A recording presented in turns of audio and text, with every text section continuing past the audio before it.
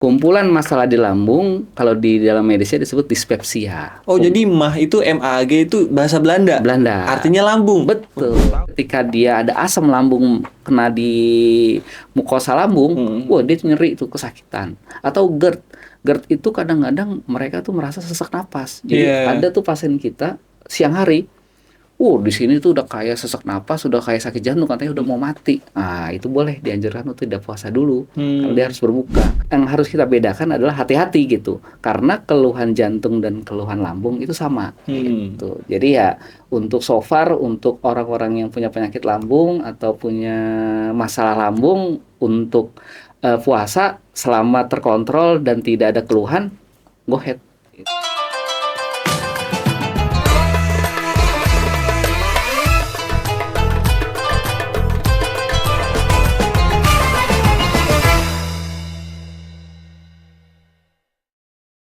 Pak Roni, selamat datang Pak. Apa kabar nih Pak? Alhamdulillah Sehat. Gimana tadi jalanan macet gak nih Pak? Ya, rintik-rintik hujan, terus kemudian juga kayaknya sih, ya so far sih aman-aman aja. Aman. Tadi juga aja bawa ya, motor juga. Nih mohon maaf nih, pakai jaket nggak apa-apa ya, aman sendirian. Pak, aman. Saya juga kedinginan sejujurnya nih Pak. Ya siap. Gini Pak, hari ini tuh spesial banget nih Pak. Kita bakal ngebahas banyak sekali pertanyaan-pertanyaan mungkin publik dan masyarakat ya Pak, tentang pandangan klinis gimana sih orang yang punya penyakit MAH ini bisa berpuasa. Nah, dalam kondisi klinis atau dari pandangan klinis ini gimana sih Pak gambarannya? Boleh dijelasin nggak Pak? Baik. Kalau dari kita ya, pertama-tama kita emang berkecimpung ya di saluran pencernaan makanan kita sehari-hari disebutnya tuh Mas. Jadi kadang-kadang juga hampir ya 99% ya itu kita keluar dan masuk makanan dan keluar makanan, dan itulah di situ banyak problem dari mulai kita sariawan di mulut, terus kemudian sampailah kita kalau kata orang awam sebutnya MAH ya. MAH itu sebenarnya bahasa Belanda itu. GERD gitu ya. Iya. GERD itu salah satu. Sekarang GERD. Iya. MAH itu sebenarnya gue sakit MAH nih. Aduh gue MAH gue kambuh nih gitu kan. Ya sebenarnya MAH itu merupakan bahasa Belanda, itu artinya lambung. Jadi gue lagi ada masalah di lambung gitu. Nah, kumpulan masalah di lambung kalau di dalam medisnya disebut dispepsia. Oh, jadi MAH itu MAG itu bahasa Belanda. Artinya lambung. Betul. Baru tahu saya ini. Baru lagi plus 1. Jadi MAH itu lambung. Jadi kadang-kadang kalau kita sakit MAH, wah berarti kita bisa bahasa Belanda kan. Iya. Terus sampailah kita ke bawah. Nah, di bawah itu ada pintu keluar tuh, yang kita sebut dengan anus tuh, keluar masuk. Nah, hampir juga yang saya bilang 99% kita juga punya masalah di pintu keluar. Artinya ada hemoroid di situ. Karena kan emang pintu buka tutup. Hemoroid apa tuh Pak? Hemoroid itu kayak ambeien. Oh iya. Ambeien. Nah, itulah disitulah. Jadi kalau kita di endoskopi, ya makanan kita sehari-hari tuh orang-orang yang sakit MAH datang dengan nyeri perut, terus kemudian berobat nggak sembuh-sembuh, dari dokter lain ke dokter yang satu, dokter pindah dokter, obatnya beda-beda, macam-macam, sampai dia bingung gitu.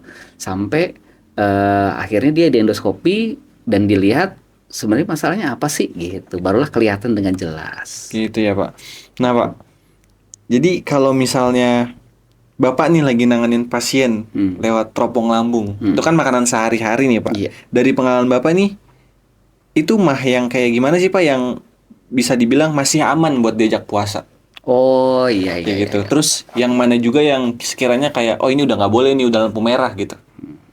Ya, terima kasih. Jadi kalau dari kita kacamata gastrointestinal ya, mana sih yang aman buat puasa, mana yang enggak? Yang pertama kita lihat dulu, kalau misalnya dia itu gastritisnya ringan, terus atau biasanya itu ada pasien-pasien kita datang, dengan nyeri hebat, dengan apa-apa, pas di endoskopi, aman rupanya dia ada masalah psikologi, stres, cemas, atau dia ada masalah, ngaruh sekali.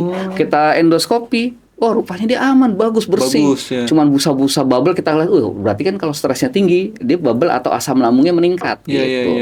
Tanpa iritasi, gitu. Jadi dokter, ketika banyak tuh pasien-pasien kita dia kita awal datang dengan keluhan hebat, pas di endoskopi aman, udah.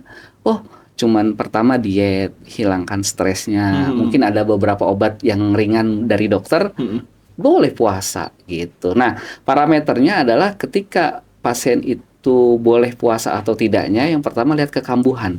Gitu. Kekambuhan artinya ketika dia belum di endoskopi ya. Kalau misalnya dia belum di endoskopi, dia boleh minum obat ketika puasa gitu. Kadang-kadang kan pasien, boleh nggak saya sakit mah atau nyeri perut atau punya GERD, boleh nggak puasa dok? Boleh gitu. Bagaimana minumnya 3 kali sehari? Bisa buka puasa, sebelum tidur, sama sahur gitu. Jadi kita lihat dulu, biasanya dokter akan menyarankan dengan minum obat dan puasa. Kalau misalnya dengan obat dan puasanya itu tidak nyaman atau dia tetap nyeri, nah kita anjurkan untuk sementara tidak puasa dulu. Nah, kenapa biasanya itu dia pas saat kita kasih minum obat tetap dia nyeri? Biasa itu ada luka.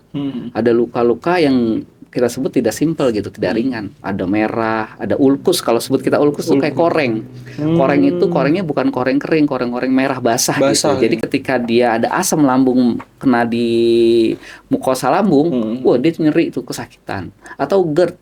GERD itu kadang-kadang mereka tuh merasa sesak napas. Jadi ada tuh pasien kita siang hari, di sini tuh udah kayak sesak napas, udah kayak sakit jantung, katanya udah mau mati. Nah, itu boleh dianjurkan untuk tidak puasa dulu. Kalau dia harus berbuka. Karena kalau asam udah naik ke atas tuh dia merasa cemasnya tinggi, malah semakin spasme, sehingga dia tuh kadang-kadang bisa juga dari masalah lambungnya itu kena ke jantung juga sehingga dia meninggal. Jadi kadang-kadang orang meninggal gara-gara GERD, ya itu kemungkinan jauh sekali ya. Tapi yang harus kita bedakan adalah hati-hati gitu, karena keluhan jantung dan keluhan lambung itu sama gitu. Jadi ya untuk so far, untuk orang-orang yang punya penyakit lambung atau punya masalah lambung, untuk puasa selama terkontrol dan tidak ada keluhan, go ahead gitu, lanjut. Aman berarti ya Pak? Aman. Itu yang udah di titik mungkin bisa dibilang udah lampu merah gitu. Iya, betul. Tapi ketika dia minum baru puasa baru 5-4 jam, nyeri perutnya udah mulai kambuh atau apa, nah itu dianjurkan untuk sementara tidak puasa dulu gitu. Saya juga sering Pak yang tadi Bapak jelasin tuh. Jadi saya tuh kalau nggak bulan puasa nih Pak, saya setiap pagi tuh kan, kalau pagi saya tuh bukan tipikal orang yang suka sarapan ya Pak. Tapi saya harus hampir rata-rata pagi, ya. iya. Mules nggak biasanya? Mules. Tapi saya harus kopi pagi Pak. Harus ada yang namanya kopi pagi. Kalau nggak, jadi nggak fokus gitu kerja, ngantuk bawaannya. Karena kan emang kita nih kayak ngedit, tim ngedit, kreatif segala macam, kan kita kerja bareng sampai remote di rumah. Pikiran, ya. Betul. Deadline. Iya. Keren. Jadi pagi itu harus pokoknya ngopi. Udah ngopi baru kita run lah gitu ibarat kata. Nah, setelah ngopi lewat setengah sampai 1 jam Pak, itu rasanya tuh sampai di sini Pak. Kok dada saya mulai sakit gitu. Terus kayak di sini tuh panas gitu. Itu kenapa sih Pak? Itu yang disebut dengan GERD. GERD itu adalah gastroesophageal reflux disease. Jadi asam lambung yang normalnya di bawah, karena jadi antara lambung dengan kerongkongan itu dia ada katup. Nah, katupnya itu menutup ketika ada asam lambung itu supaya nggak naik. Nah, kenapa? Dengan yang saya bilang, kita dengan pola makan, dengan aktivitas, dengan tingkat kestresen tinggi, akhirnya tuh sphincternya tuh kita sebut sphincter ya, katup itu agak longgar gitu. Ditambah dengan makanan-makanan yang merangsang dan membuat sensitif lambung. Kopi, itu sensitif tuh. Teh, keju, coklat, itu suatu makanan-makanan yang sangat sensitif terhadap lambung. Nah, terus bagaimana mekanismenya? Yang pertama, kalau misalnya Mas suka kopi ya, saya juga suka kopi. Nah, pertama pastikan dulu kopinya aman untuk lambung. Jadi apa sih kopi aman buat lambung? Nah, kita ini minum kopi nyaman di lambung gitu. Jadi boleh nggak sih orang-orang sakit lambung tuh minum kopi gitu? Kalau dia dalam pengobatan, biasanya dokter menganjurkan untuk tidak dulu. Tapi pada saat dia sudah selesai maintenance, jadi kan ada pengobatan lambung itu, pertama pengobatan dulu selama 1-3 bulan, nanti dokter akan mengurangi dosisnya. Terus kemudian oke lah nih, udah sembuh Bu, boleh makan. Nah, boleh. Jadi kalau prinsip, ada beberapa dokter bilang selama kita makan sesuatu hal yang membuat nyaman lambung, lanjutkan gitu. Tapi kita baru makan sedikit, lambung saya udah bereaksi nih, udah tinggalin. Berarti kita sensitif terhadap makanan itu gitu. Jadi contoh, kalau Mas saya suka kopi, saya juga suka kopi. Pagi apalagi, wah enak banget ya ngedit, ngopi, pisang goreng, wah nikmat banget tuh ya nggak? Terus surga, kemudian apalagi kita kerja deadline, sebenarnya itu kalau misalnya kopi itu merangsang sampai dia naik ke lambung, nah Mas itu udah mulai GERD tuh biasanya. Nah, mekanismenya kalau Mas punya masalah tersebut, pertolongan pertamanya adalah minum air putih dulu. Untuk supaya membilas asamnya itu jangan sampai naik, dia akan turun lagi ke bawah. Karena asam itu bisa naik ke atas loh, bisa menimbulkan batuk. Jadi kadang-kadang orang batuk nggak sembuh-sembuh. Ada yang muntah juga, Pak. Betul. Ada orang ke dokter paru, ronsennya bagus, paru-parunya bagus. Ini masalahnya apa sih katanya? Ke THT. Ronsen saya bagus, nggak ada kuman, nggak ada apa-apa. Rupanya masalah itu di GERD. GERD itu bikin batuk merangsang, asam itu makin naik ke atas. Ada yang bilang bahwa ketika asam itu bukan merambat ya, dia itu naik karena kan katupnya lemah. Ketika kita tidur, asamnya kan dia akan jalar. Gitu. Terus kemudian kita stres tinggi, asamnya makin banyak, dia akan naik ke atas. Bikin radang, namanya itu katupnya. Kalau sering kena asam, itu bisa rusak, Mas. Nyeri sekali. Jadi ketika Mas sudah merasakan nyeri, berarti dia tuh ada namanya kita sebut radang.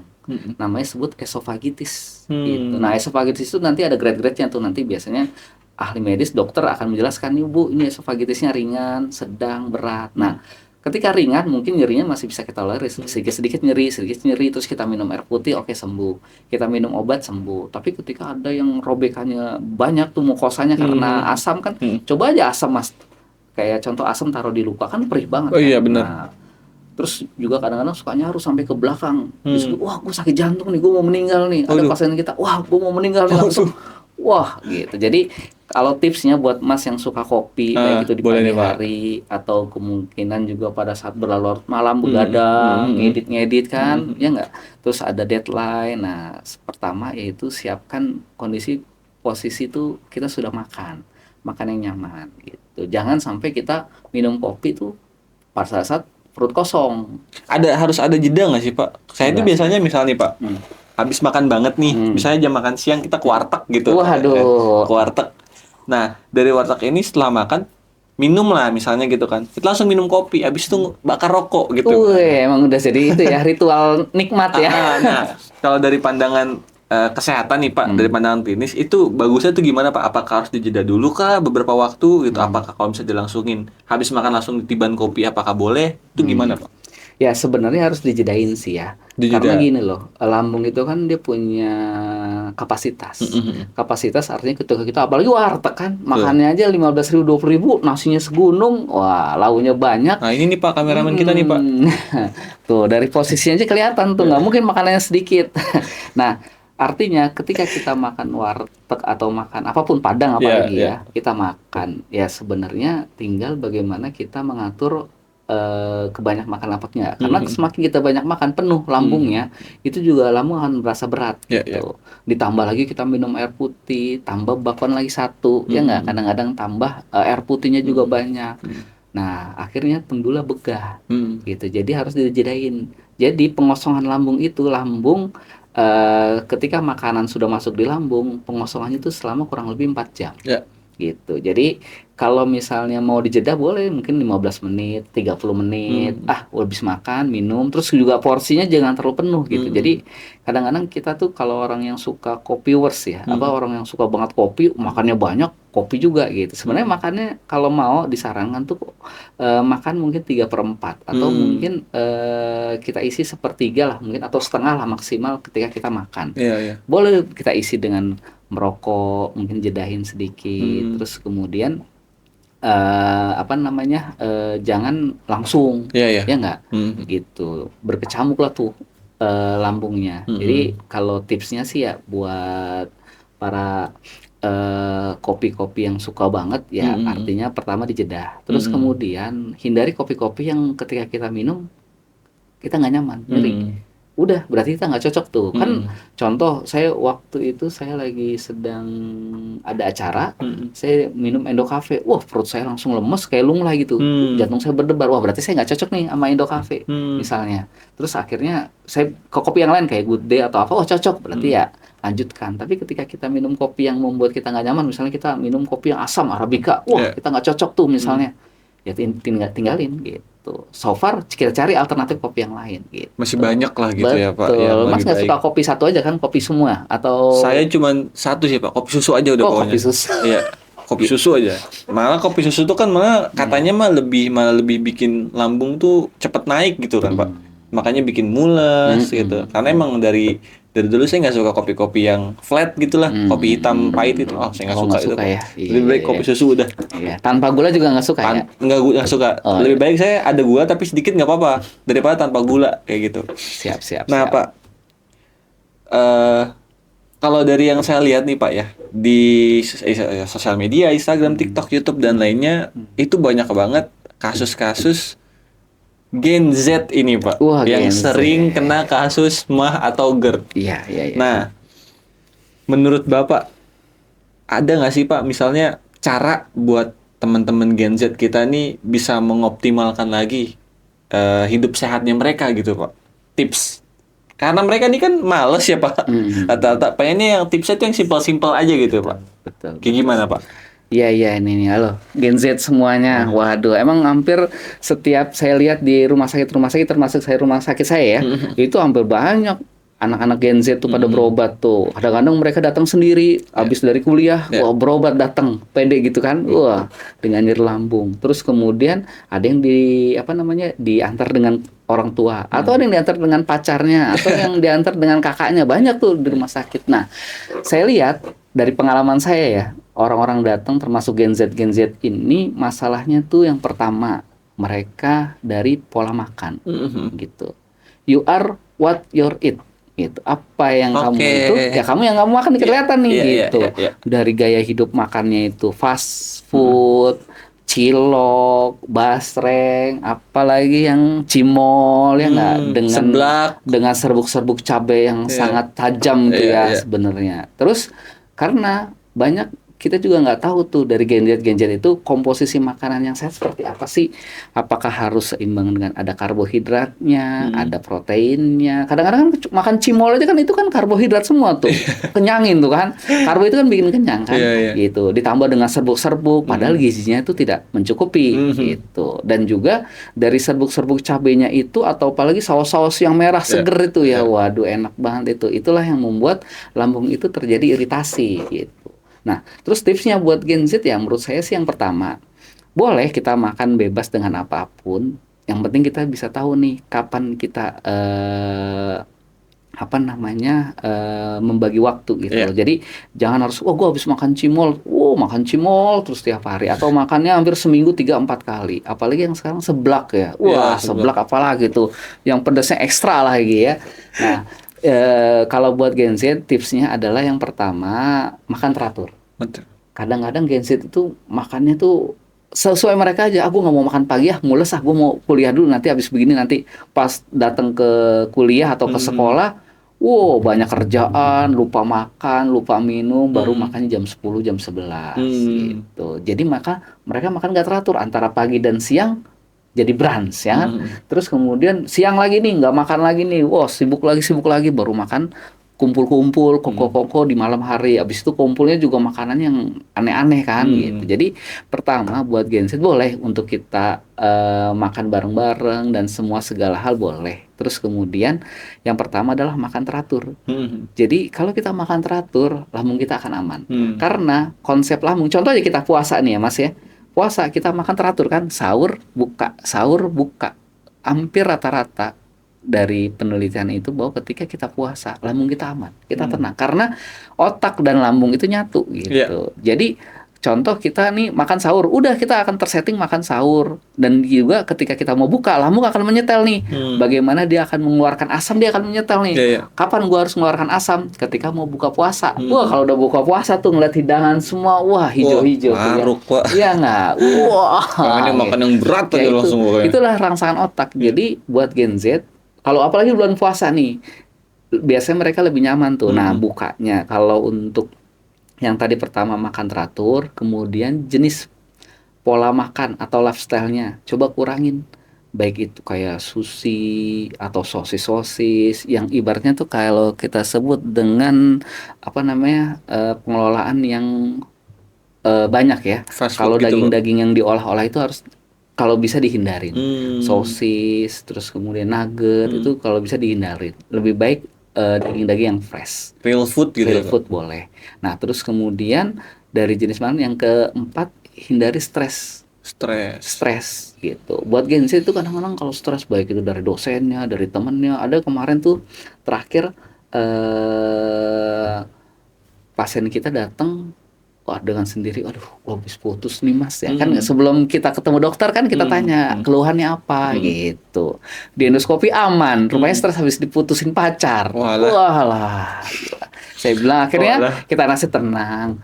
Perempuan tuh cuma nggak hanya satu, banyak. Wah, gitu. Oh, Jadi cowok itu, Pak? cowok, iya, mungkin dia udah cinta banget kali ya. Ya, Tapi ada nggak sih, Pak, selama Bapak menjalani profesi sebagai perawat ini, Pak, di endoskopi, kasus pasien yang pernah Bapak tanganin yang terparah itu apa, Pak?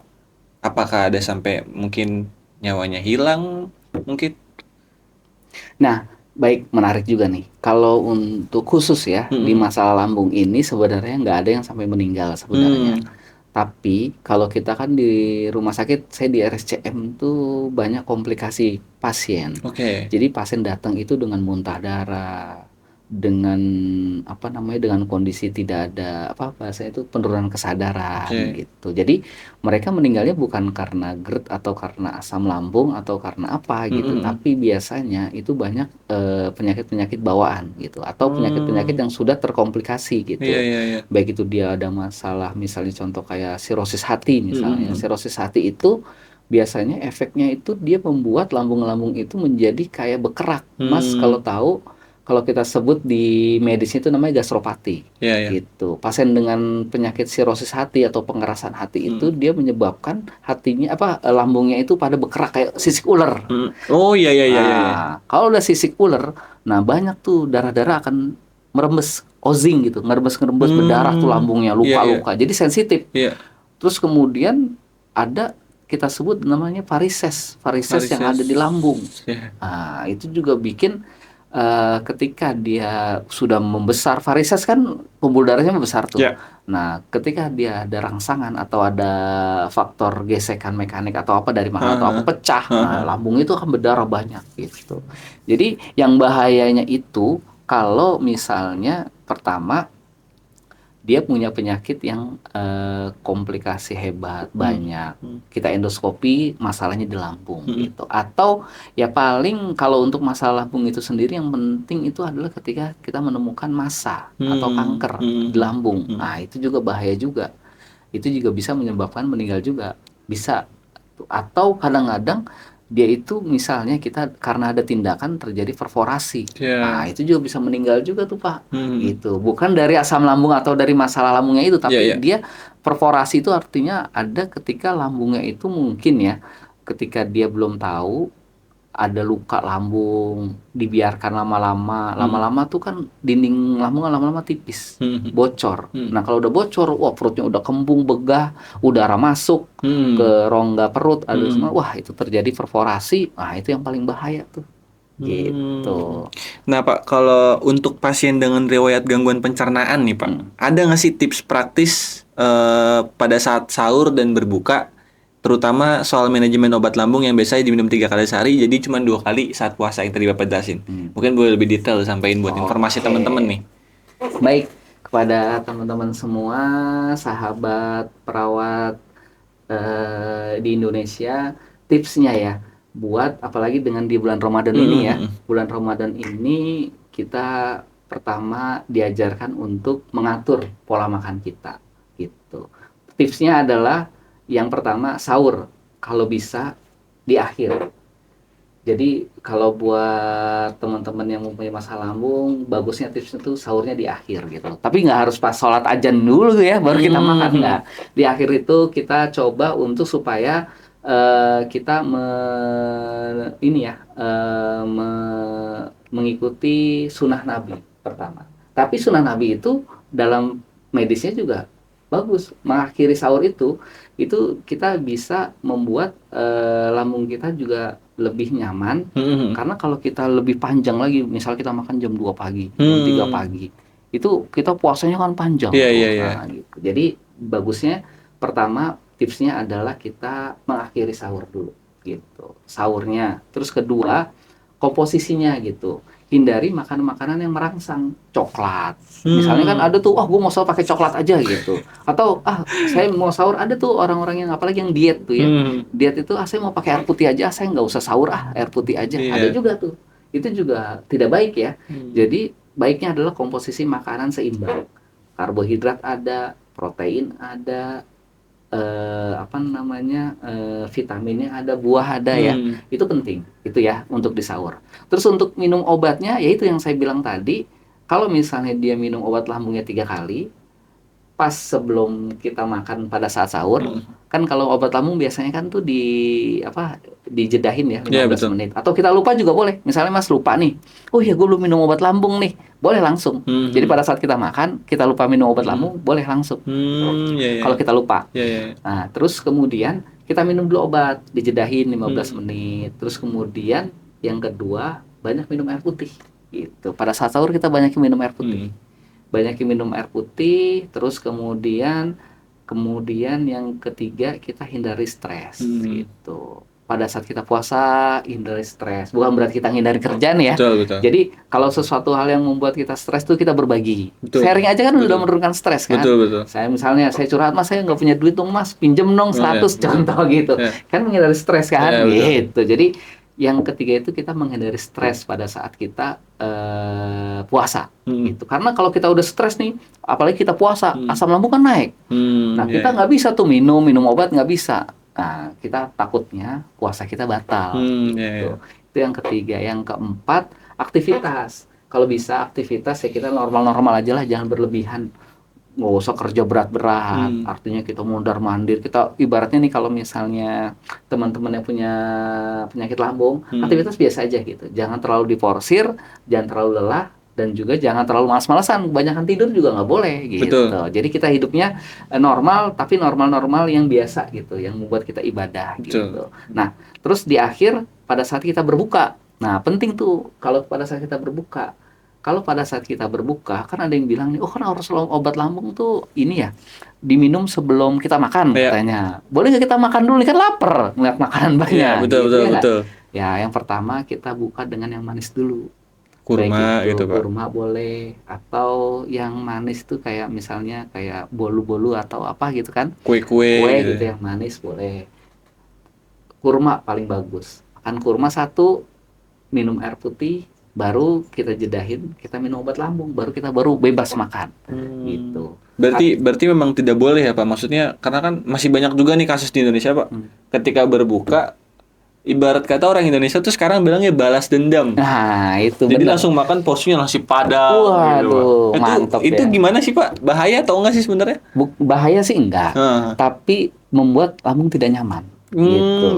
Karena kita diajarkan dari Rasulullah aja bilang bahwa kita pertama hanya kurma dengan air putih, atau kita makan ringan-ringan, kita kemudian sholat maghrib dulu, kemudian baru kita makan besar. Nah itu bagus banget itu.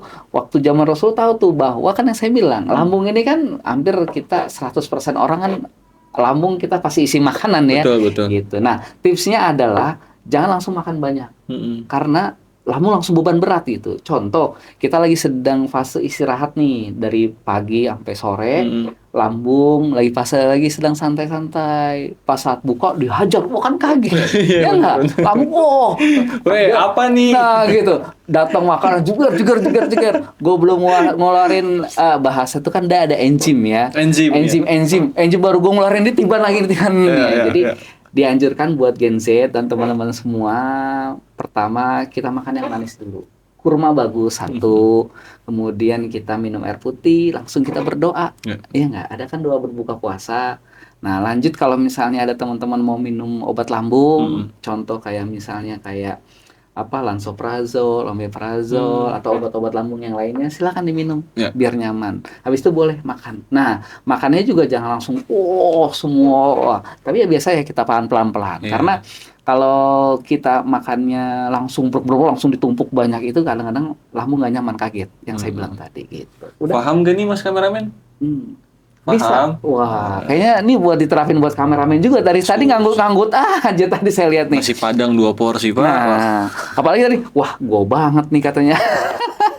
Iya, iya. Gitu, iya. Mas. Ya. Oke, Pak. Terima kasih banyak nih. Udah bisa nyempetin waktu buat jawab-jawab pertanyaan-pertanyaan yang mungkin bisa dibilang luar biasa membantu teman-teman masyarakat yang bertanya-tanya nih. Terima kasih banyak sekali lagi Pak Roni. Siap, sama-sama, Terima kasih Mas banyak. Agi. Semoga sehat selalu dan buat Amin. teman-teman semua selamat menjalankan ibadah puasanya. Semoga Amin. sehat selalu. Amin. Diberikan keberkahan dan kesehatan sekeluarga. Siap. Buat kalian semua yang nonton, jangan lupa di like, komen, dan juga subscribe. Apabila ada Wajib pertanyaan yang menyangkut tentang Mah atau GERD, teman-teman bisa tulis di kolom komentar. Nanti saya langsung tanya ke Pak Roni. Bisa kita ketemu lagi ya nggak? Siap. Terima kasih Oke. banyak. Assalamualaikum warahmatullahi wabarakatuh.